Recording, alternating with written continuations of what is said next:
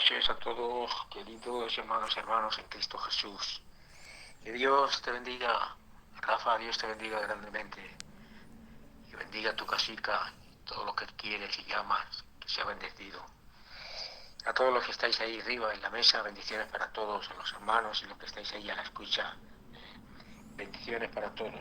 Shalom, Alejen, Ubrajot a todos. Bueno, pues vamos a entrar en la escuela bíblica. Y hoy quiero traer un estudio que está basado, por supuesto, en una de las parábolas. Es un poco largo, no sé si podré terminarlo hoy. Me gustaría terminarlo hoy, porque es un estudio que merece la pena darlo, no cortarlo, o sea, darlo y no dejar nada para otro día, si es posible. Entonces voy a ver si puedo, con la ayuda del Señor, en esta noche poder terminar este estudio. Decirles que en este estudio muy importante me gustaría, si es posible, que todos los que estáis ahí, pues que tuvieseis un, una carpeta, una libreta para tomar apuntes, para tomar notas, porque es muy interesante lo que vamos a traer en este día.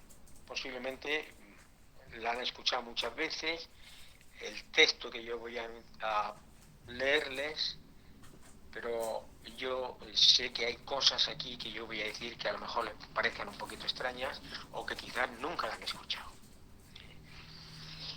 Y como siempre, voy a tratar de hacerlo lo más plausible posible, sin gritar, sin chillar,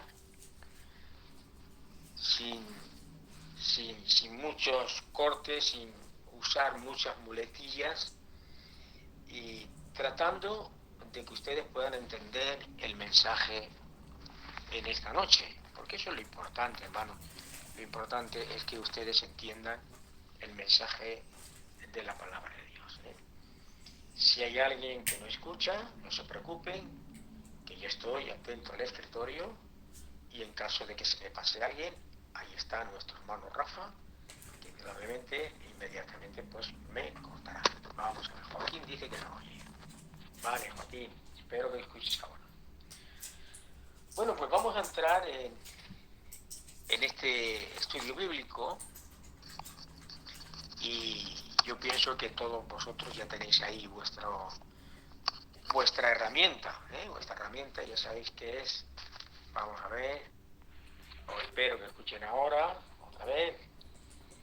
Pues, lo que pasa es que es el momento, yo entiendo que es el momento de que se van conectando la gente, porque van saliendo de los cultos, llegan a casa, dan un bocaico y es el momento de ir conectándose y es por esa razón de que habrá muchas interrupciones. Pero estaré atento a ello. ¿De acuerdo? Bueno, la verdad es que yo recuerdo cuando comencemos estas escuelas bíblicas, hacía tiempo, hace bastante tiempo. Yo no sé realmente el tiempo que hará, pero seguro que más de un año, claro que hace más de un año, mucho más de un año hace que estamos con ellas. Y bueno, esto es como todo, ¿verdad? Esto es como todo.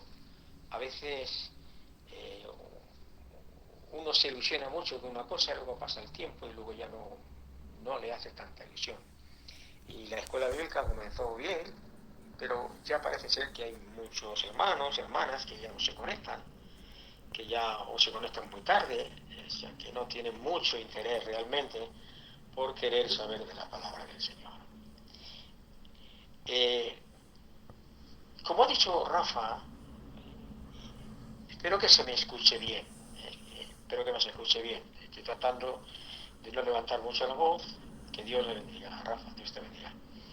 Y lo más importante, lo más importante es la palabra de Dios. Yo a veces veo, oigo, escucho y veo, hermanos, que el pueblo realmente necesita tanto, yo el primero, necesitamos tanto de estudiar las Escrituras, porque esto fue un mandamiento del Señor. O sea, no crean que esto es algo que es opcional.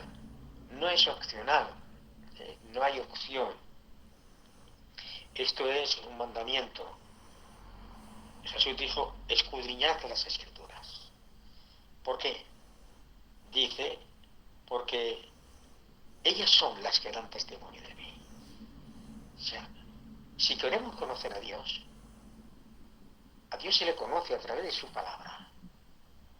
Cuanto más escudriñemos su palabra, más conoceremos a Dios. No le quepa la menor duda.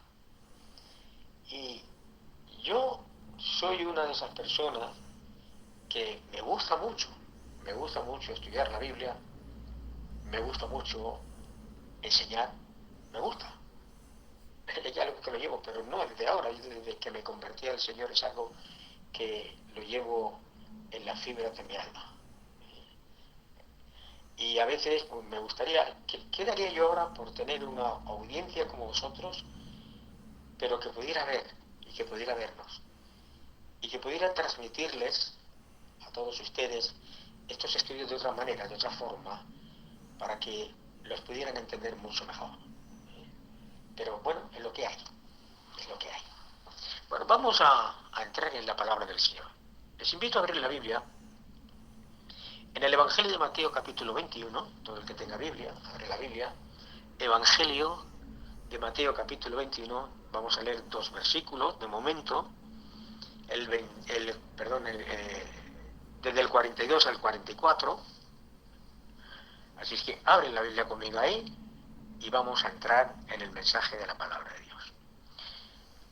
Nunca leísteis las Escrituras. La piedra que desecharon los que edifican, esta fue hecha por cabeza de esquina o cabeza de ángulo.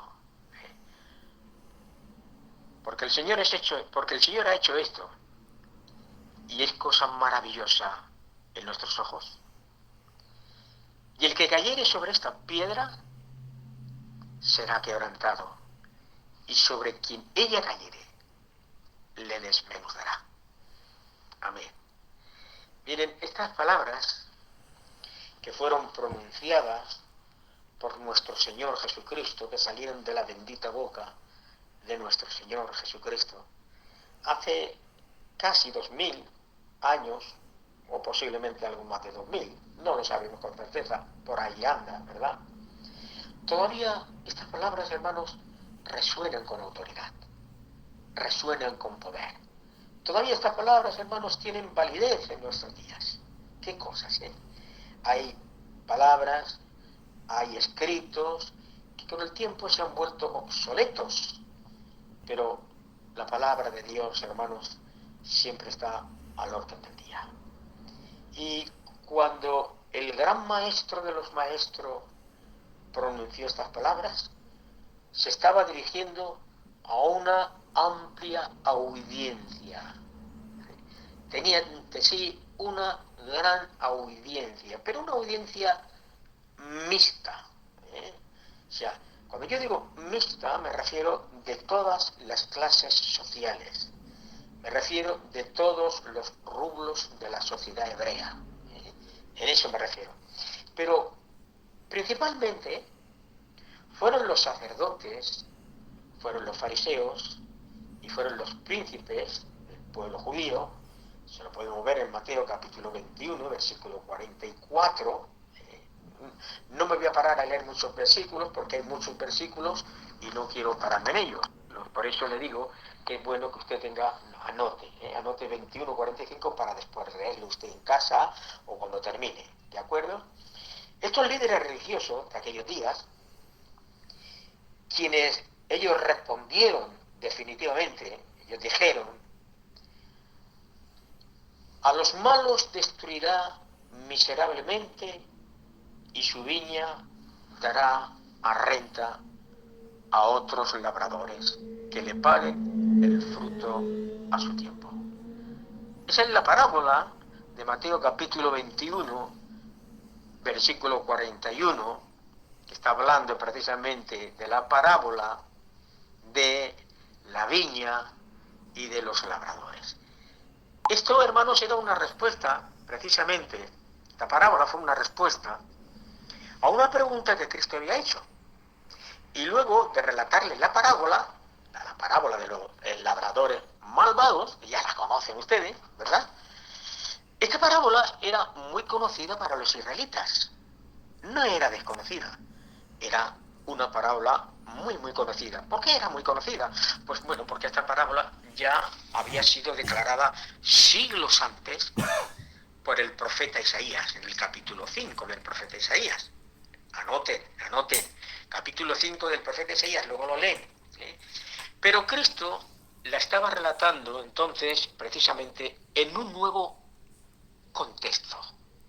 Y ese contexto era el de la piedra desechada, el de la piedra rechazada. Gloria al Señor. O sea, en la parábola de los labradores malvados, la viña simboliza al pueblo de Dios, eso lo vemos en Isaías capítulo 5, versículo 7. Los líderes religiosos, ellos comprendieron perfectamente que el dueño de la viña simbolizaba al Padre. Mientras que el Hijo, a que los labradores malvados asesinaron, representaba a su Mesías, a Cristo Jesús. Yo quiero ir a predicarles de esta manera. A lo mejor a algunos le aburre el que predique de esta forma. Es que no soy partidario, hermanos, de gritos y de... Ustedes se imaginan que yo hable del amor de Dios y que esté hablando del amor de Dios. ¡Dios les ama! Hombre, no tiene sentido, ¿verdad?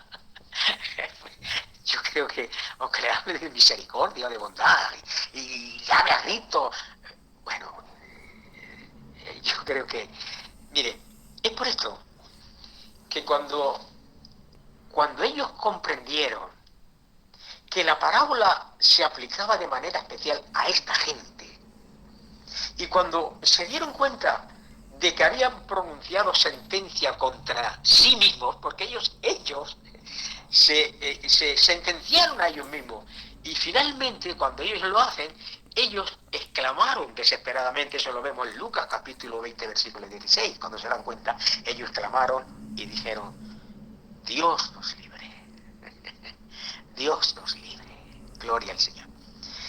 Así como la parábola, hermanos, de los labradores malvados hacía referencia a una parábola, como he dicho antes, que ya conocía por la audiencia que estaba escuchando en aquel momento, en aquel entonces, la referencia de Cristo a la piedra rechazada, a la piedra de ángulo, hacía referencia a un acontecimiento histórico, o sea, a un acontecimiento verídico en la historia de Israel.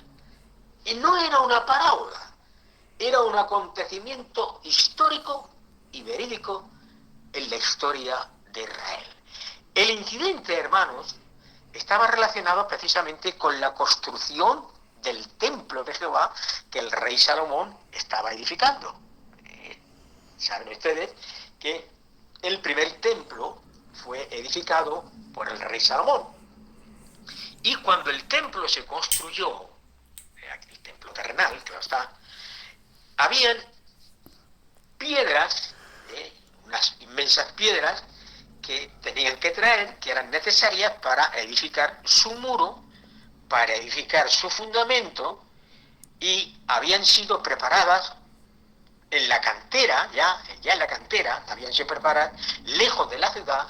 Esas piedras habían sido cortadas y preparadas lejos de la ciudad. De esta manera, cuando ellos edificaban el templo, no había ningún tipo de ruido de martillo, ni de instrumento alguno que perturbara la paz a la hora de construir el templo. Eso lo vemos en Primera de Reyes, capítulo 6, versículo 7.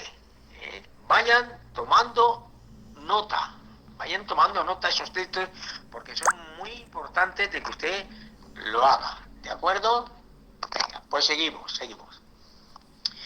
Pero en un determinado momento Se había traído una piedra de un tamaño poco común, de una forma peculiar para ser usada como ponerla de fundamento de toda la construcción.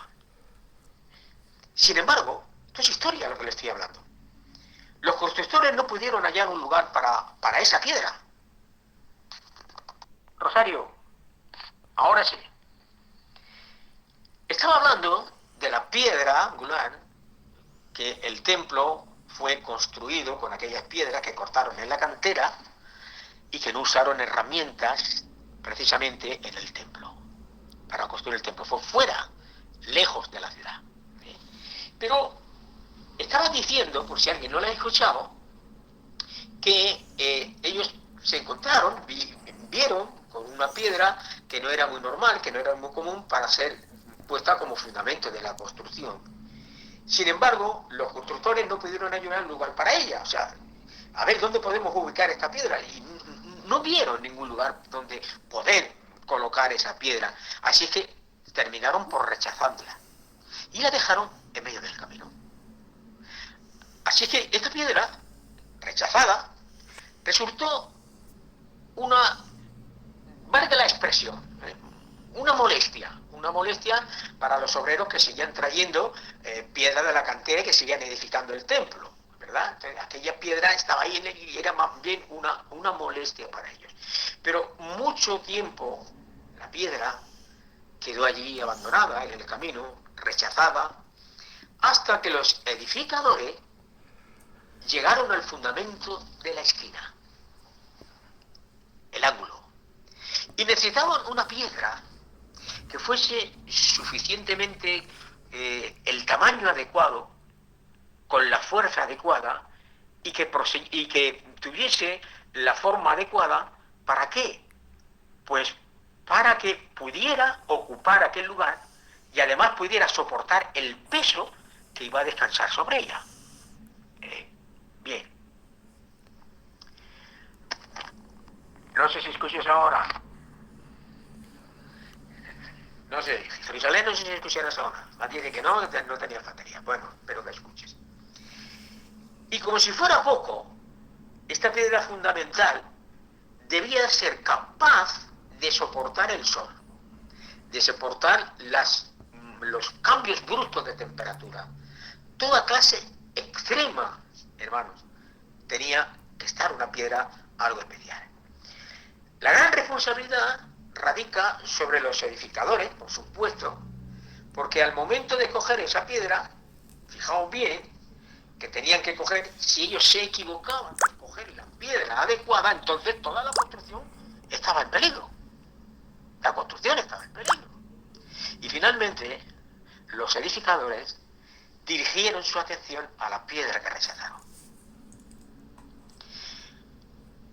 Por mucho tiempo había estado esa piedra, como ya he dicho antes, había estado expuesta a los cambios atmosféricos, al aire, al sol, a las tormentas, sin revelar la más leve rasura. O sea que los edificadores la examinaron, había soportado las pruebas climáticas en la piedra, pero ahora debía probarse a ver si podía soportar la prueba de la gran presión. Si la piedra soportaba esta última prueba, los edificadores aceptarían como la piedra angular del templo. Se hizo la prueba y entonces la piedra indudablemente fue aceptada y se llevó al lugar asignado, y los edificadores que estaban construyendo el templo comprobaron que la piedra ocupaba su lugar de manera exacta y precisa. Qué bueno. Esta piedra, hermano, rechazada, era un claro y preciso simbolismo de Cristo Jesús, de su Mesías. Dice el texto: a Jehová de los ejércitos, a él santificad. Sea él vuestro temor y sea vuestro miedo. Entonces él será por santuario, mas a las dos casas de Israel por piedra para tropezar y por tropezadero para caer, y por lazo y por red al morador de Jerusalén. Y muchos tropezarán entre ellos y caerán, y serán quebrantados, enredándose y serán presos. Ese texto que yo acabo de leerles, tomen nota, está en Isaías capítulo 8, versículo 13 y versículo 15. Esta piedra fue rechazada por su pueblo. La casa de Israel, la casa de Judá, hermanos, en su primera venida, ellos rechazaron a su Mesías. La piedra que era la cabeza de ángulo, esa piedra que venía a formar parte, mis amados hermanos, a traer el fundamento, la estabilidad de toda la nación de Israel. Y sin en cambio ellos la rechazan. La sentencia por ese terrible acto recayó especialmente sobre los líderes religiosos. Eso lo pueden ver en Mateo capítulo 21, 43 y 45. Porque fueron ellos quienes incitaron al resto del pueblo a rechazar la piedra. O sea, ellos, el pueblo creía en el Mesías. Ellos creyeron a Jesús. ¿Recuerdan? Les voy a decir algo que quizás nunca se han dado cuenta del detalle. Pero miren qué curioso es esto. ¿Ustedes recuerdan el pasaje cuando Jesús entra a Jerusalén en aquella entrada triunfal, en aquella asna, en aquel borrico, ¿verdad? Y la gente le echaba los mantos, y la gente le echaba ramas de palma, de palmera, etcétera, y todo el pueblo gritaba, ¡Hosana, Hosana, Hosana! ¿Se acuerdan de ese pasaje? ¡Hosana, Y el pueblo, las multitudes ahí. Y después un poquito más adelante, cuando Pilato le pregunta y le dice, ¿qué hago de Jesús llamado el Cristo? Y la gente, enfurecida, gritaba diciendo, crucifícale, crucifícale. Escuchen, porque a lo mejor nunca se han dado cuenta de este detalle. Y muchas veces hemos dicho, yo he predicado muchas veces, y ustedes lo habrán escuchado muchísimas veces, que esa gente que poquito antes estaba diciendo, exalzando al Mesías, diciendo, Hosana, Hosana, ahora después cambia y está diciendo, crucifícale, crucifícale. No es la misma gente. La gente que decía, Hosana, Hosana, bendito el que viene en el nombre del Señor, no es la misma que después dijo, crucifícale, crucifícale. Era otra gente. La gente que dijo, crucifícale, crucifícale, era la gente de Jerusalén.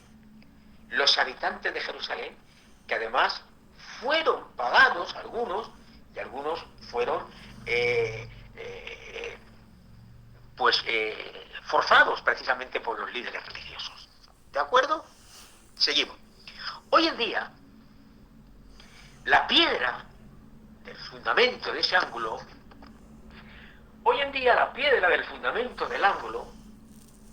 hoy sigue siendo rechazada.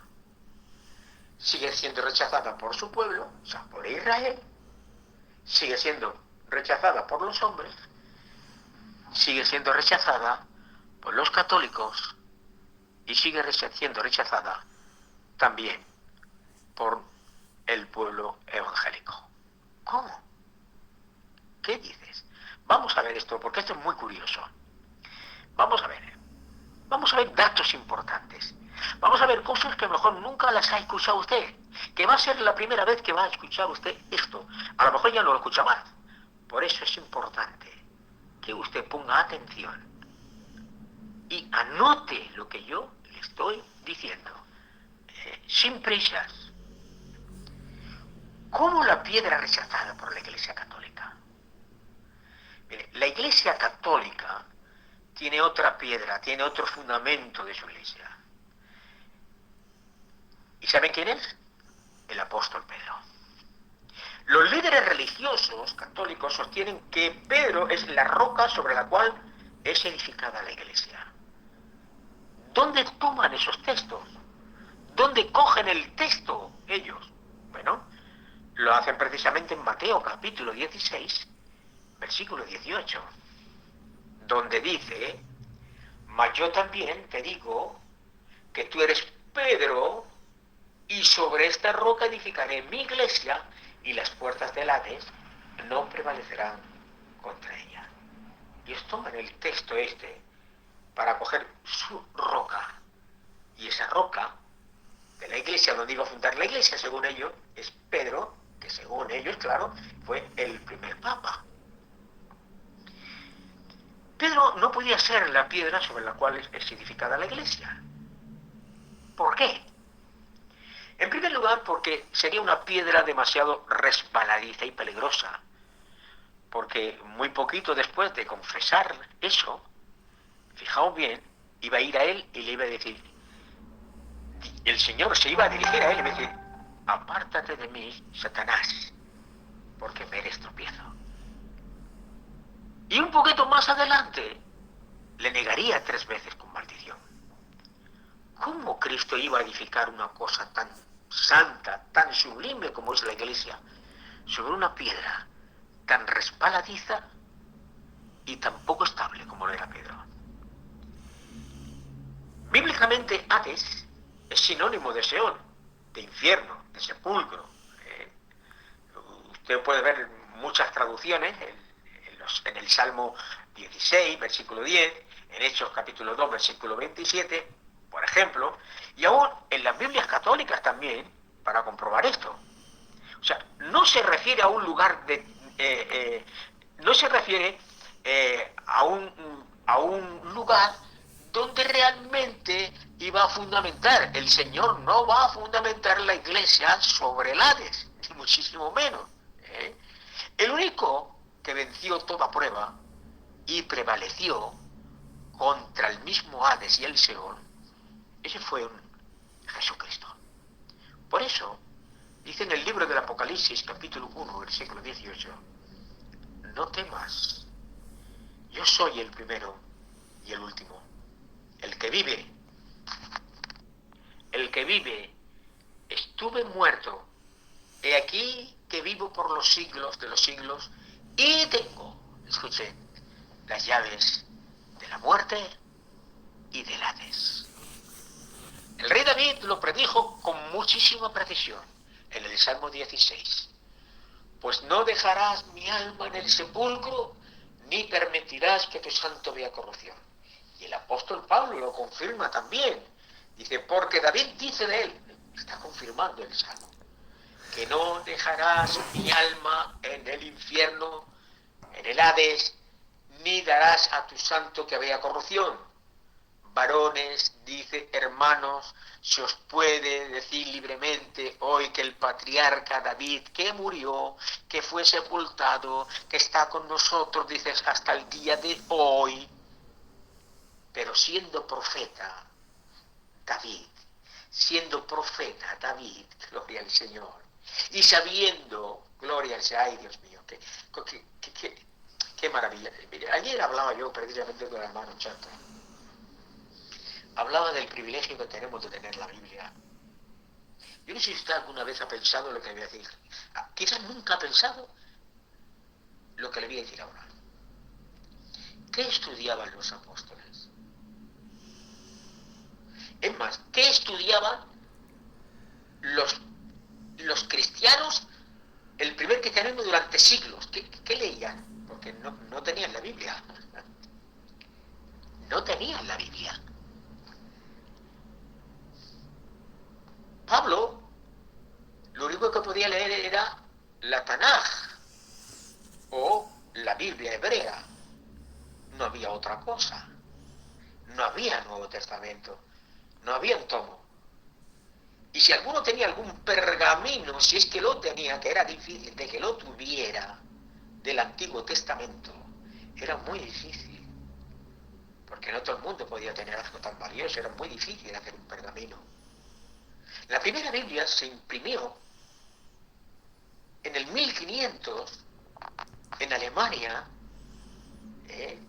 por Gutenberg, se le conoce Gutenberg, la Biblia de Gutenberg, que fue la primera libro que se imprimió en imprenta. Y eso fue en el año 1500. ¿Qué se leía de ahí para allá? ¿Usted se ha preguntado alguna vez eso? ¿Cómo leían la Biblia? ¿Qué leían?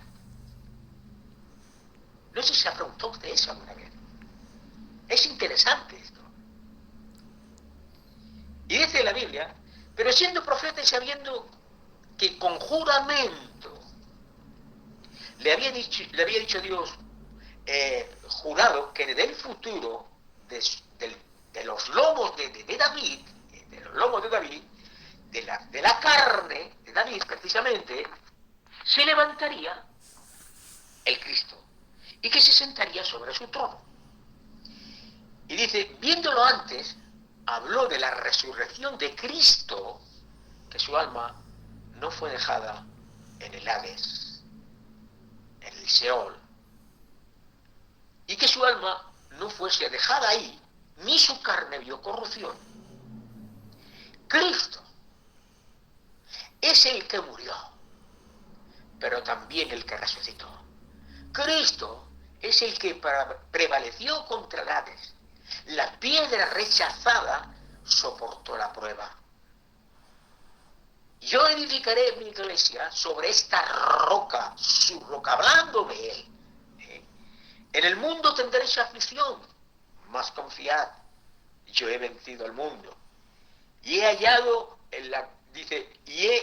hallado, dice el apóstol Pablo en Filipenses capítulo 2, hablando precisamente de la unión hipostática. Y hallado en la condición como hombre, se humilló a sí mismo, hecho obediente hasta la muerte. Y muerte de cruz. O sea, Cristo vino a esta tierra como hombre, revestiendo su divinidad de humanidad. Es por eso que no podían ver en Cristo. Nadie lo reconoció como Dios. Nadie lo confesó como Dios. Ni tan siquiera el ladrón de la cruz. ¿Por qué? Porque la divinidad estaba oculta bajo el manto de la arcilla humana, para ponerse en la condición de siervo bajo la ley, gloria al Señor, y obedecerla así a la perfección. Además, es el único que fue engendrado sin mancha y sin pecado, como dice Lucas, y que durante toda su vida en esta tierra permaneció sin pecado. Por eso el mismo apóstol lo dice, Pedro mismo, el cual no hizo pecado, ni fue hallado engaño en su boca. Y él es el mismo apóstol Pedro, el papa de ellos, según, quien confirma que la roca sobre la cual se edifica la iglesia es Cristo y no otro. Por eso dice Pedro, ¿cómo pueden estar tan ciegos? Pedro dice, acercaos a él, ¿a quién? A Cristo, la piedra viva, la roca viva, que fue ciertamente rechazada por los hombres, pero delante de Dios es elegida y preciosa. Dios mío. También vosotros, dice Pedro, sed edificados como piedras vivas en casa espiritual para ser un sacerdocio santo, a fin de ofrecer sacrificios espirituales agradables a Dios por medio de Jesucristo. Por esto contiene la Escritura y dice, he aquí, pongo en Sión la piedra del ángulo, escogida y preciosa. El que cree en él jamás será avergonzado. Para todo creyente, queridos hermanos, desde Abel hasta el último redimido que pise esta tierra, la piedra del ángulo fue, será y es Jesucristo. No habrá otra. Porque en el nombre de Jehová proclamaré, engrandeceré a nuestro Dios. Él es la roca, cuya obra es perfecta, porque todos sus caminos son rectitud. Él es un Dios fiel, dice el texto, en quien no hay iniquidad. Es justo y recto. Eso lo encuentran en Deuteronomio. Tome nota, Deuteronomio capítulo 32, versículo 3 y 2. La roca. Amén. Debería llamar la atención a cualquier católico que en el primer concilio que se hizo de Jerusalén, que saben que son muy dados a los concilios, en el primer concilio que se hizo de la Iglesia, el concilio de Jerusalén, que está en el capítulo 15 de Hechos de los Apóstoles, fue el apóstol Santiago el que presidió, el presidente de esa convención. No fue Pedro, fue Santiago. O sea que el líder escogido para anunciar la decisión del concilio no fue Pedro, fue Jacobo.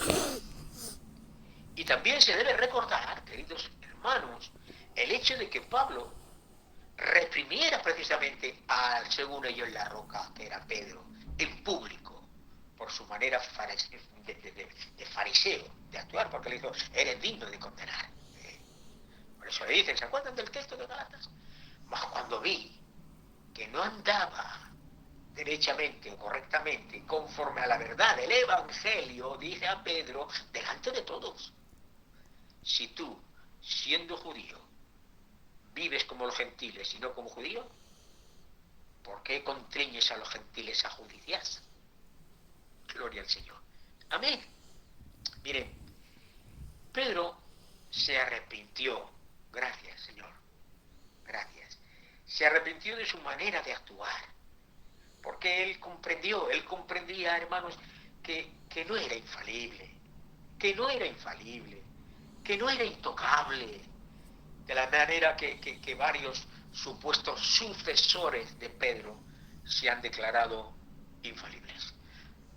Así que si Dios le dio el mismo don, dice el texto en Hechos de los Apóstoles capítulo 11, así que si Dios le dio el mismo don, también como a nosotros que hemos creído en el Señor Jesucristo, ¿quién era yo para que pudiese estorbar a Dios? Ay, Dios mío de mi vida. Ay, Señor de mi vida, qué maravilla de mi vida, hermanos, qué maravilla. Miren, los que así se llamaban saduceos y los que así se llamaban sucesores, porque el papado, indudablemente, en la época de Cristo, eran de los saduceos. Los saduceos eran realmente los que acogían los sumos sacerdotes, eran ellos. Bueno, pues sí, así los sucesores de Pedro, ya me refiero, exigen que los reyes, que los príncipes de este mundo se arrodillen ante sus pies, se hagan reverencia y le besen la mano. Mientras Pedro mismo, hermanos, Pedro mismo insistió en que solo Cristo era el hombre realmente infalible, que él era un hombre falible, que él era un hombre sujeto al error. Bendito sea Dios. Por eso dice, sigue diciendo en Hechos de los Apóstoles, y como Pedro entró, salió Cornelio a recibirle, dice el texto, y derribándose a sus pies, adoró a Pedro. Le adoró a Pedro. Este gentil, ay, el Papa está venido. Y Pedro le levantó diciendo, pero hombre, ¿qué haces, hombre? ¿Qué haces, Cornelio? Levántate. Pues no ves que yo soy un hombre como tú. ¿No ves que yo también soy un hombre como tú? Gloria al Señor. Miren, la Iglesia Católica enseña la infalibilidad papal basándose en Juan capítulo 14, cuando dice, y yo rogaré al Padre y os daré otro consolador. Escuchen esto con atención porque es muy interesante lo que les voy a decir ahora. Tomen nota, Juan 14, 16 al 17 y luego lee el versículo 26 del 14. Lo repito para que tomen nota. Juan 14, 16 y 17 y luego se van al versículo 26 y dice, y yo rogaré al Padre y os dará otro consolador. No dice que le va a dar un consolador, le dice que le va a dar otro. Y cuando use la expresión otro consolador, el texto quiere decir otro de la misma naturaleza que yo. Qué bueno. ¿Para qué quiere yo un consolador si no me consuela como Cristo? os rogará el Padre y os dará otro Consolador. ¿Para qué? Para que esté con vosotros para siempre. Gloria al Señor.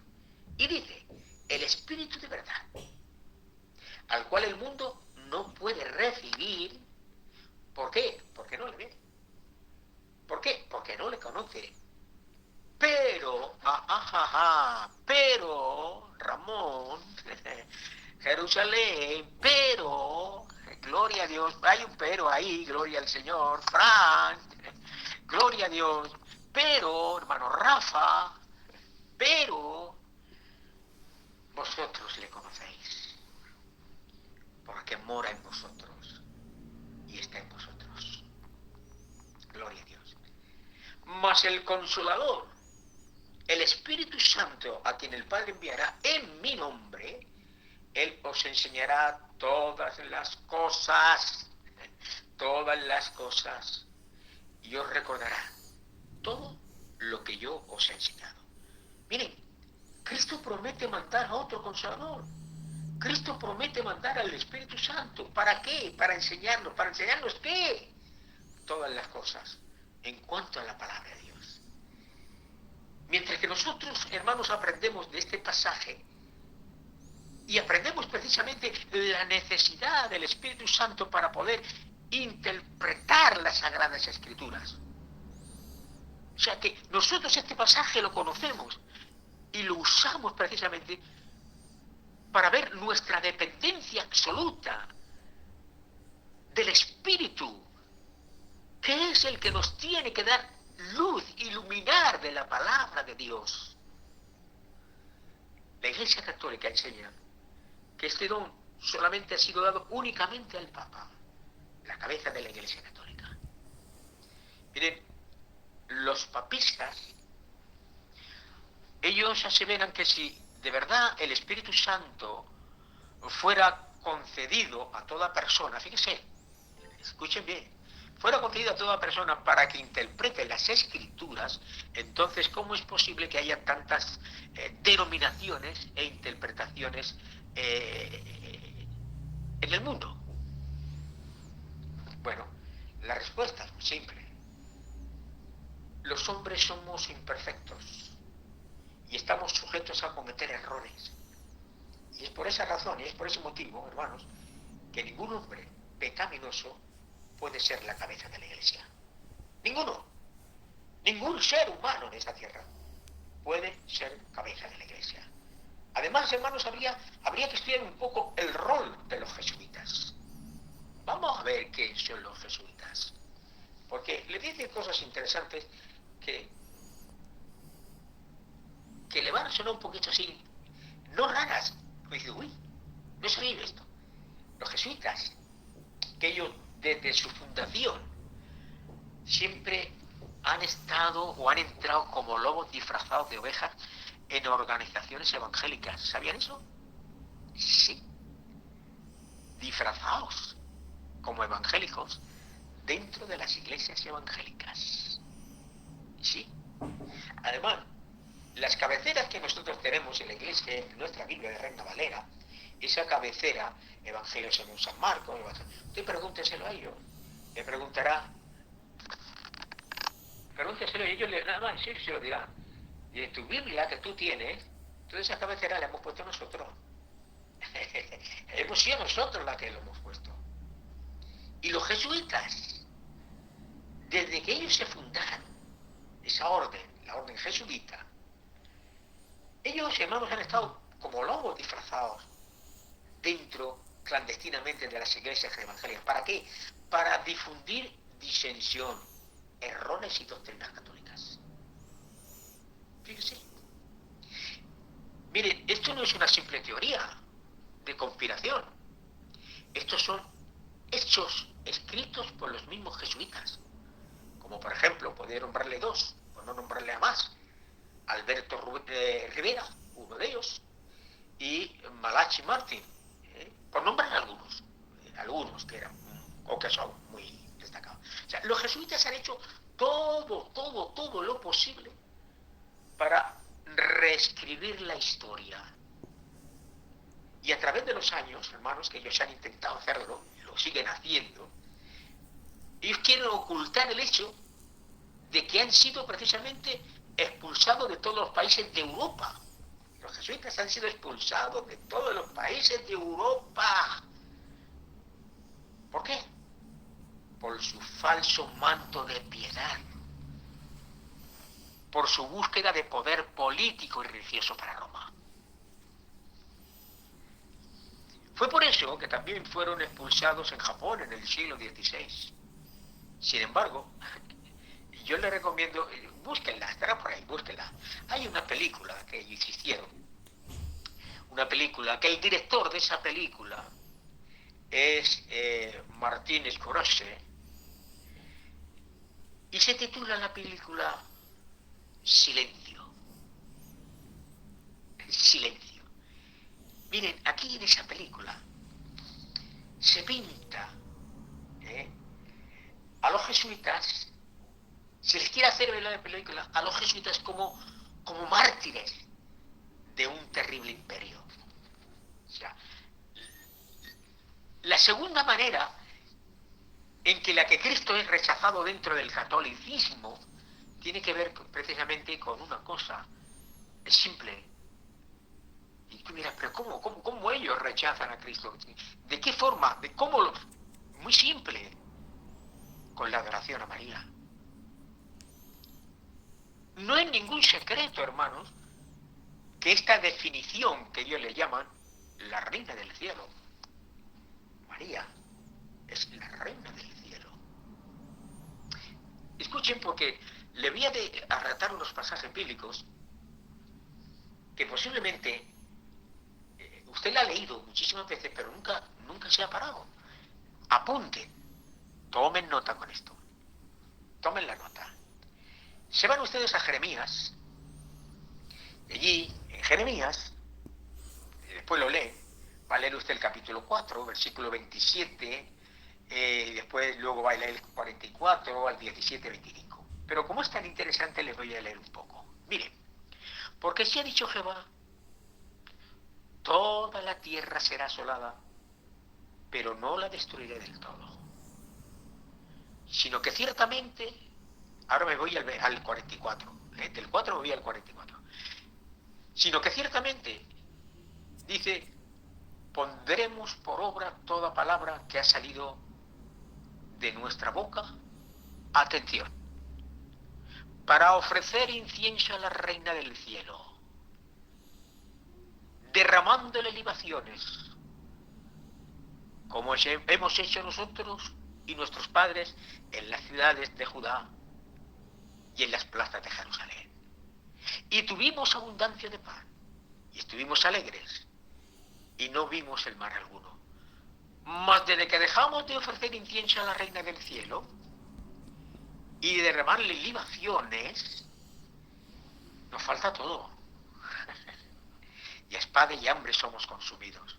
Y cuando ofrecimos incienso a la reina del cielo, le derramamos libaciones, ¿acaso no hicimos nosotras, ahora hablan las mujeres, ¿acaso no hicimos nosotras tortas para tributarle culto a ella?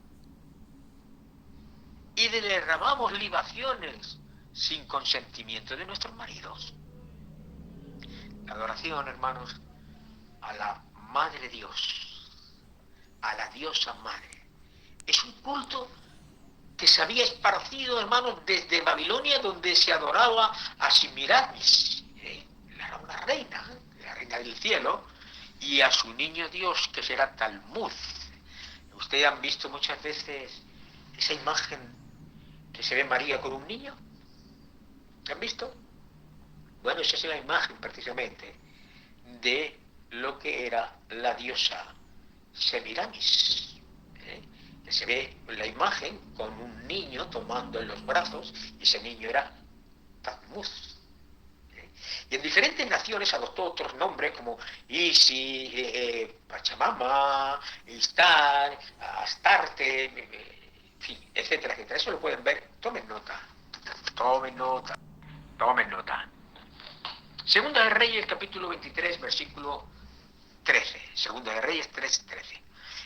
La Iglesia Católica sostiene que la Virgen Inmaculada, preservada, inmune de toda mancha de pecado original. O sea, fue concebida sin pecado. Y terminado el curso de la vida aquí en la tierra, como todo ser mortal, fíjese qué cosas, fue ascendida en cuerpo y alma a la gloria celestial y enaltecida por Dios como reina del universo. Y vamos a ver.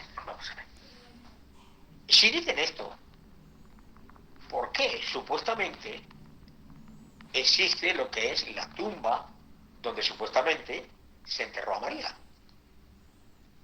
No lo entiendo entonces. O sea, se sostiene realmente que ella fue concebida sin pecado y por eso Jesús fue concebido sin pecado también. Por lo tanto, da el honor precisamente de ser sin pecado María en lugar a Jesús. O sea, la piedra la rechazan y cogen otra que no es la piedra.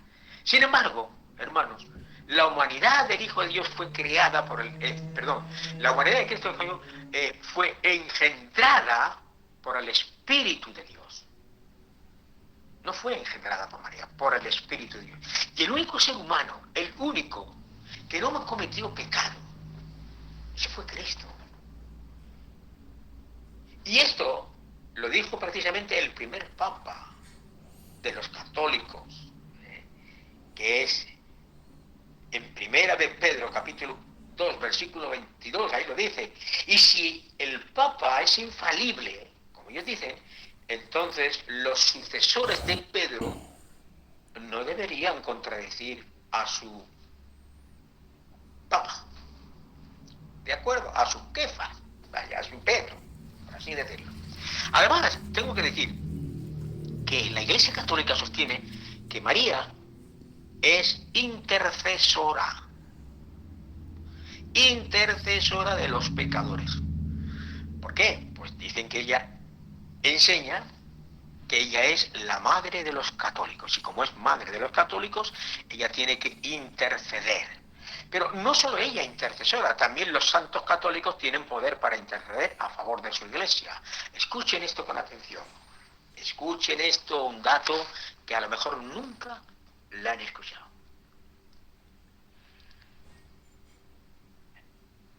Hay, y esto se puede ver, si quiere le doy donde ustedes pueden encontrar vídeos de esto, que los hay.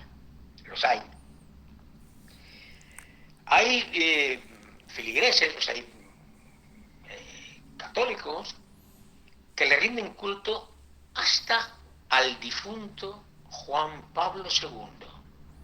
Sí. Y miren qué cosa. ¿Saben lo que hacen con Juan Pablo II? Él tiene su propio santuario.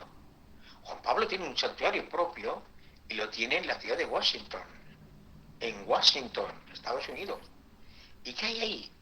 Bueno, la sangre que ha dado, esa sangre que ha dado la vuelta al mundo para aquel que todo quiera adorarle.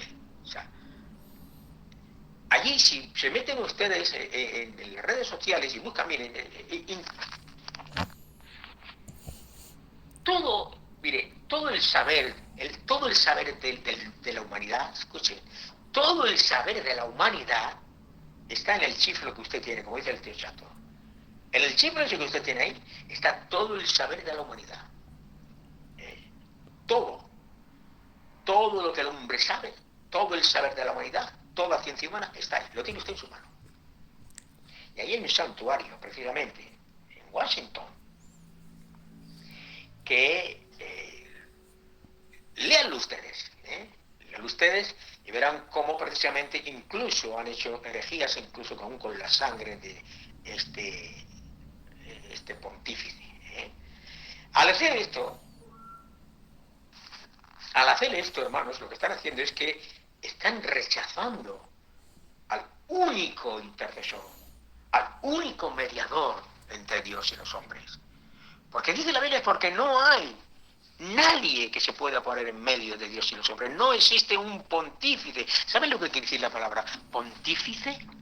Porque, bueno, usted dirá, ¿cómo se nota que ha sido monaguillo? Bueno, sí, es monaguillo. Y es más, yo quería ser incluso sacerdote. Quería ser sacerdote. No me dejaron, no quisieron que fuera sacerdote. Y, y gracias a Dios que no me dejaron.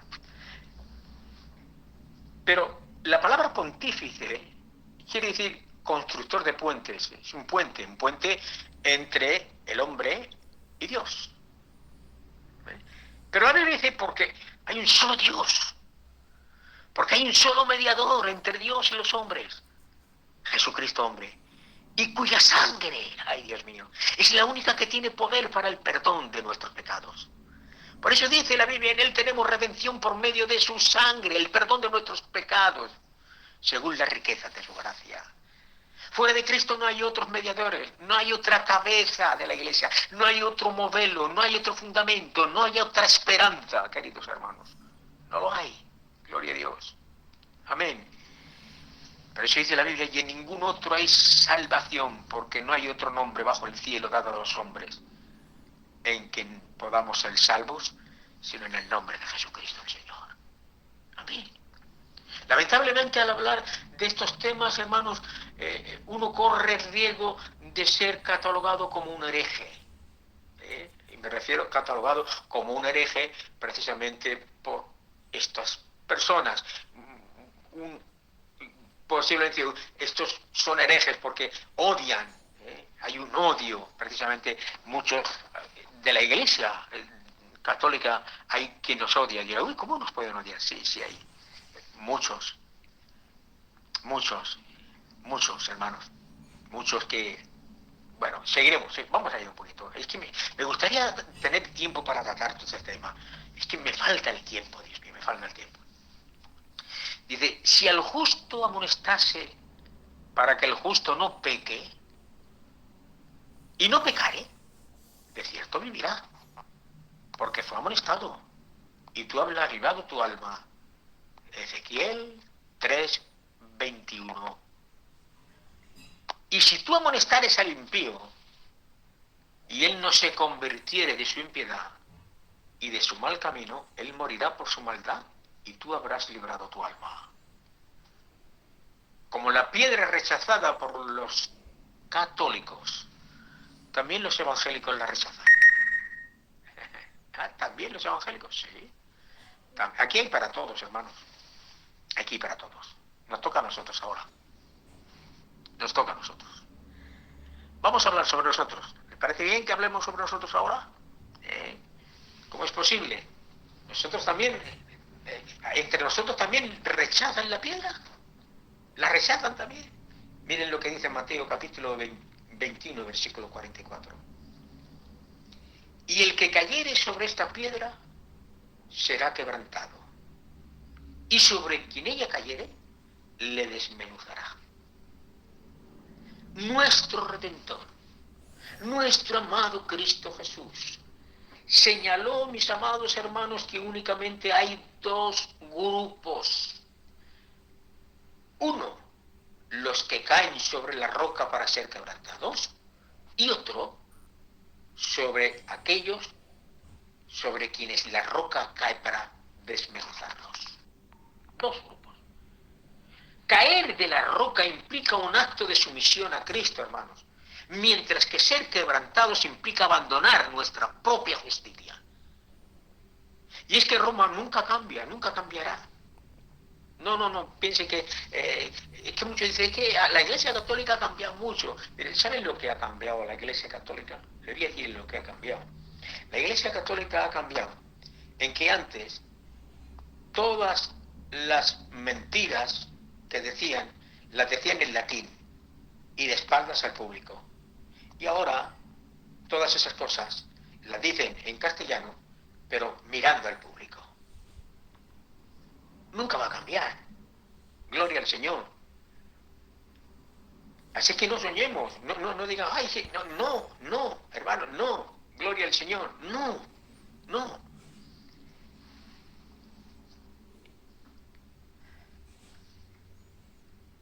¿Me estoy pasando y no quiero. No quiero pasarme. Y como no quiero pasarme, lo voy a dejar aquí para seguir el tema. Así es que le voy a leer solamente una frase de la parábola y lo dejamos aquí, hermanos, para seguir con el tema. Tenemos que entender que la parábola de los dos hijos, como la parábola del fariseo y el publicano, enseña que las personas que se creen justas, que se creen justas, que aparentan obediencia exterior, son abominables a Dios. Y de esto también tenemos en nuestras iglesias. Apariencia, que se creen justas, que aparenten ser justas, que aparentemente creen que son obedientes, pero que no lo son. No están cayendo ellos sobre la roca para ser quebrantados, pero la roca caerá sobre ellos para desmenuzarlos. Lo dejo aquí y bueno, ya seguiremos con este tema, ¿de acuerdo? Bueno, que Dios les bendiga. Yo espero que lo hayan entendido. Lo he explicado lo más sencillo, lo más plausible posible, para que puedan entenderlo. He estado atento al escritorio para que nadie se pierda nada. Y bueno, vamos a seguir después adelante con el tema que nos hemos quedado, porque esta parte también es un poquito larga. Y como es un poquito larga, pues es mejor dejarla aquí. ¿De acuerdo? Que Dios me los bendiga grandemente, alumnos, alumnas. Para mí es un placer y una bendición poder tener pues estos alumnos como vosotros, estos colegialos y colegialas, colegialos y colegialas, gloria al Señor. Algunos los voy a dejar sin bocadillo y sin recreo. Sin bocadillo y sin recreo los voy a dejar algunos, que ya me están fallando muchos, se conectan muy tarde, algunos ya no se conectan, bueno, gloria al Señor, que Dios me los bendiga, Dios me los guarde y Dios me los bendiga. Bueno, vamos a entrar.